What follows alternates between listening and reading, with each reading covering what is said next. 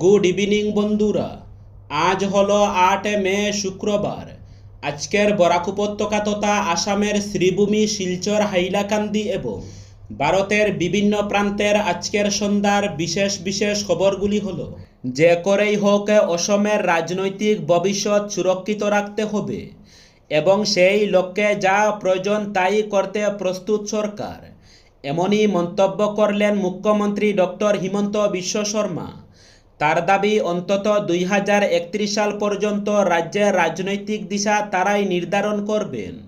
তিনি জানান, কংগ্রেসের বিজয়ী 6 জন মুসলমান বিধায়ক তার কথায় চলেন এবং আগামীতে রাজ্যসভা নির্বাচনে তারা বিজেপির প্রার্থীদের ভোট দেবেন। সামাজিক মাধ্যমে তিনি নিজের কথা তুলে ধরেন। তিনি বলেন, আমরা 102 আসনে জয়ী হয়েছি এবং এমন কিছু আসন ছিল যেখানে আমাদের প্রার্থী জয়ী হওয়া অসম্ভব, তবে সেই জায়গাটি আমরা একেবারে ছেড়ে দেইনি। আমি জানতাম কোন কোন আসনে কংগ্রেস দলের মুসলমান বিধায়ক জয়ী হবেন এবং তাদের প্রার্থী বাছাইয়ের ক্ষেত্রে আমার হস্তক্ষেপ ছিল। আমি বলতে পারি অন্তত 6 জন কংগ্রেসের মুসলমান বিধায়ক আমার ঠিক করা প্রার্থী এবং তারা এই 5 বছর বিভিন্ন বিষয়ে আমাকে সমর্থন করবেন। রাজ্যসভা নির্বাচনে আমার কাছে 102 নয়, বরং 108 জন বিধায়কের ভোট রয়েছে। রাজ্যের বেকার যুবক যুবতীদের আর্থিক সহায়তা দেওয়ার লক্ষ্যে শুরু হয়েছে যুবশক্তি বেকার ভাতা প্রকল্প নিয়ে আলোচনা। এই প্রকল্পের আওতায় যোগ্য আবেদনকারীরা প্রতি মাসে 3000 টাকা পর্যন্ত আর্থিক সহায়তা পেতে পারেন বলে জানা যাচ্ছে। ফলে বহু চাকরি প্রার্থী এখন জানতে চাইছেন কিভাবে আবেদন করতে হবে, কারা এই সুবিধা পাবেন এবং কি কি নথি প্রয়োজন। এই প্রকল্পের মূল উদ্দেশ্য হল কর্মহীন যুবক যুবতীদের আর্থিক সহায়তা দেওয়া। উচ্চশিক্ষিত হয়েও যারা চাকরি পাচ্ছেন না, তাদের সাময়িকভাবে আর্থিকভাবে স্বনির্ভর করে তুলতেই এই উদ্যোগ। সরকারি সূত্র অনুযায়ী নির্দিষ্ট যোগ্যতা পূরণ করলে আবেদনকারীরা মাসিক ভাতা পেতে পারেন। এই প্রকল্পে আবেদন করার জন্য সাধারণত কয়েকটি শর্ত পূরণ করতে হবে। আবেদনকারীকে রাজ্যের স্থায়ী বাসিন্দা হতে হবে। বয়স সাধারণত 18 থেকে 35 বছরের মধ্যে হতে হবে। ন্যূনতম মাধ্যমিক বা উচ্চ মাধ্যমিক পাশ হতে হবে। আবেদনকারীকে বেকার হতে হবে এবং কোনো সরকারি চাকরিতে নিযুক্ত থাকা চলবে না।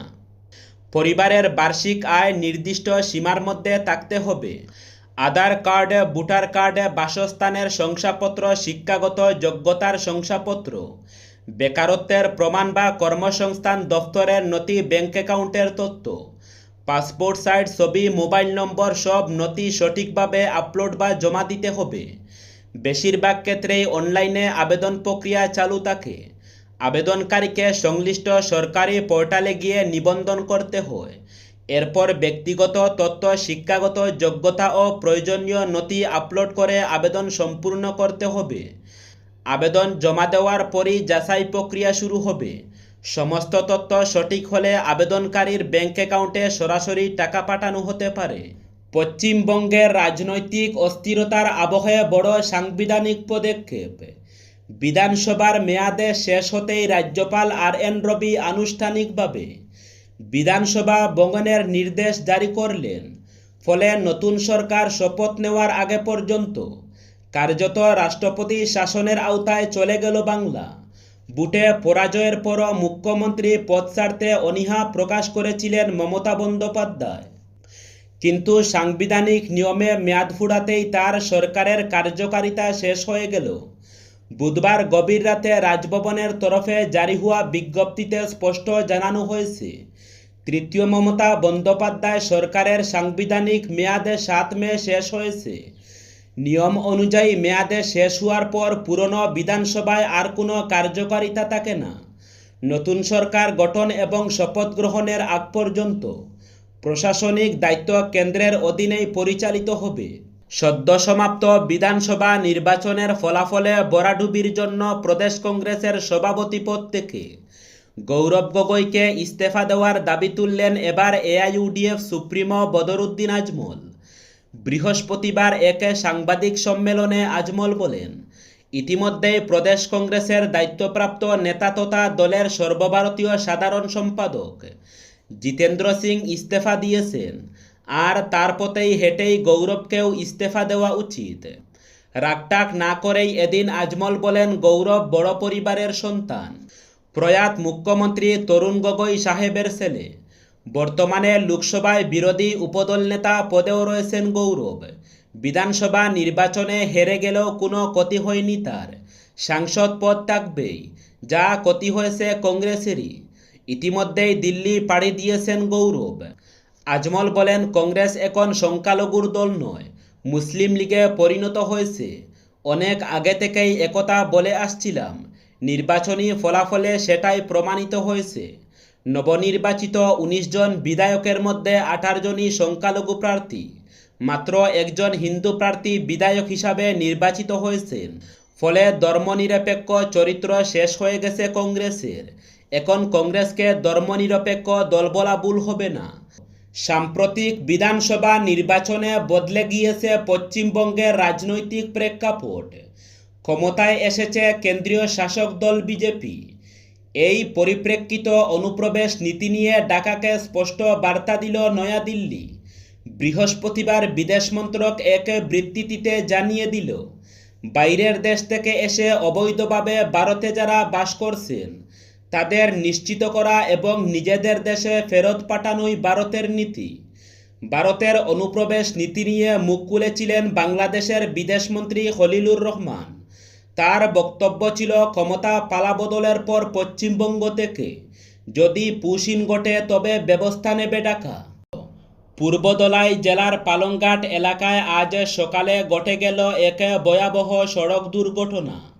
রুকনি দ্বিতীয় খণ্ডের রঘুরাম পাঠশালার সামনে সংঘটিত এই দুর্ঘটনায় 2 জন গুরুতর আহত হয়েছেন।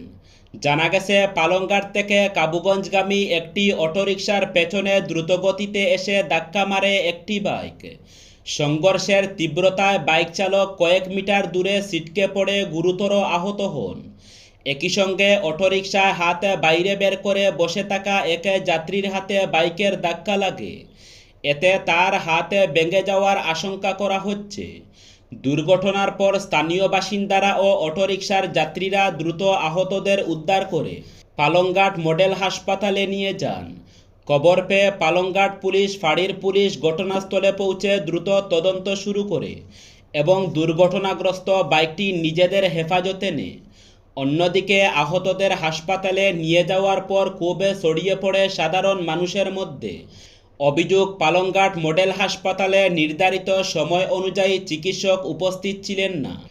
যদিও বহির্বিভাগে সকাল 8টা থেকে দুপুর 1:30 পর্যন্ত চিকিৎসা পরিষেবা চালুর কথা, তবুও সকাল 10:20 পর্যন্ত কোনো চিকিৎসকের দেখা মেলেনি বলে অভিযোগ উঠে। ফলে আহতদের পরিবার ও স্থানীয়দের মধ্যে তীব্র অসন্তোষের সৃষ্টি হয়। স্কুলে মৃত্যু হওয়া সাকিবুল আলমের জানাজা সম্পন্ন। 3 শিক্ষিকার আচরণে নিন্দার ঝড়। কাটিগড়ায় ক্লাসরুমে গলায় কিছু একটা আটকে শ্বাসরুদ্ধ হয়ে মৃত্যু হওয়া ছাত্র তথা 5 বছরের শিশু সাকিবুল আলমের জানাজা সম্পন্ন হয়েছে এক শোকাবহ পরিবেশে। বৃহস্পতিবার গভীর রাতে ময়নাতদন্ত শেষে শিশুটির মরদেহ গঙ্গাপুরস্থিত নিজ বাড়িতে পৌঁছাতেই কান্নায় ভেঙে পড়েন পরিবারের সদস্য, আত্মীয়স্বজন ও স্থানীয় বাসিন্দারা। দলাইয়ে বার্মিজ গরুসহ 2 যুবককে আটক করে পুলিশে দিলেন বজরং দলের কর্মী ও স্থানীয়রা। বৃহস্পতিবার গভীর রাতে একটি মাঝারি ট্রাকে করে 4টি বার্মিজ গরু নিয়ে আসতে এমন খবর পেলে বজরঙ্গীরা পিছু ধাওয়া করেন। একসময়ে ট্রাকটি মাতুরাপুর জিপির জীবনগ্রাম টিলানগরে নিয়ন্ত্রণ হারিয়ে উল্টে যায়। তখন চালক পালিয়ে গেলেও ট্রাকে থাকা এক যুবককে ধরে ফেলেন স্থানীয় লোক ও বজরঙ্গীরা। যুবকের নাম সুনীল কুমার রিকিয়াসন। তার বাড়ি কাজীডহর 2য় খণ্ডে। বজরং দলের দলাই 1ম খণ্ডের সংযোজক সুনাম শর্মা জানান, সুনীলকে পাকড়াও করার সময় ট্রাকের পেছনে করে বাইক নিয়ে আসা রামনগরের শামসুদ্দিন লস্কর নামে এক যুবককে ধরেন। এরপর পুলিশে খবর দেওয়া হয়। পুলিশ পৌঁছলে 2 জনকে সমঝে দেওয়া হয়।